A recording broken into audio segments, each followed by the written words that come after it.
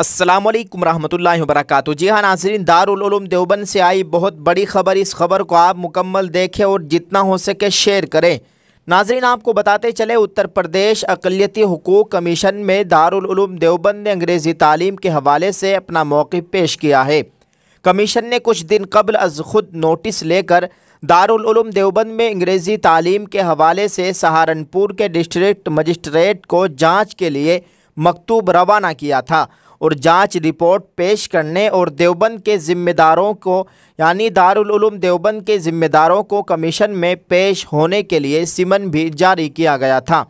ये मामला उस वक्त सामने आया जब दारुल उलूम देवबंद ने तलबा के नाम एक नोटिस में लिखा कि तलबा अंग्रेज़ी तालीम हासिल करने के लिए बाहर नहीं जाएंगे, जिसके बाद ये मामला मीडिया की सुर्खियों में रहा।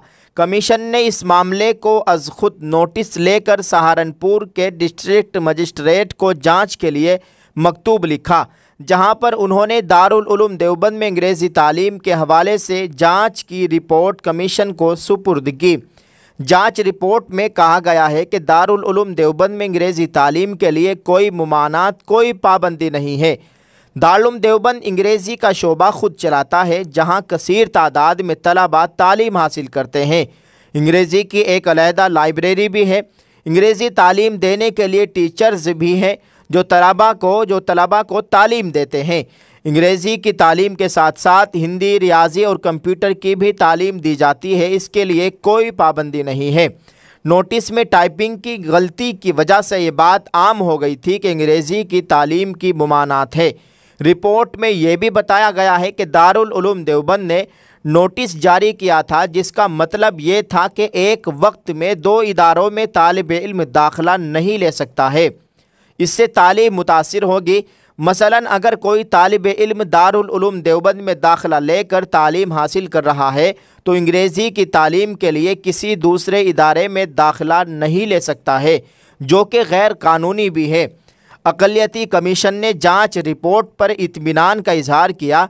कमीशन के चेयरमैन अशफाक सैफ़ी ने बताया कि दारुल उलूम देवबंद दुनिया के बड़े तालीमी इदारों में से एक इदारा है, जहां पर तकरीबन सारे मज़ामीन पढ़ाए जाते हैं। अंग्रेज़ी वक्त की ज़रूरत है, इसलिए उम्मीद की जाती है कि दारुल उलूम देवबंद किसी भी तालिब इल्म को हक़ तालीम से महरूम नहीं करेगा, जैसा कि जांच रिपोर्ट में कहा गया है कि इससे कमीशन मुतमईन है। नाज़रीन, दारुल उलूम देवबंद के नाज़िम तालीमात मौलाना हुसैन अहमद साहब हरिद्वारी ने कमीशन के सामने लखनऊ जाकर हक़ाइक़ वाज़ेह किए और मुअतज़रीन के प्रोपेगेंडे से कमीशन को बाखबर किया, जिससे ज़िली व सूबाई ज़िम्मेदारों के जहन में जो मीडिया के गलत प्रोपेगेंडे से मुतासिर हुए थे, उन तमाम लोगों के जहन साफ़ हो गए।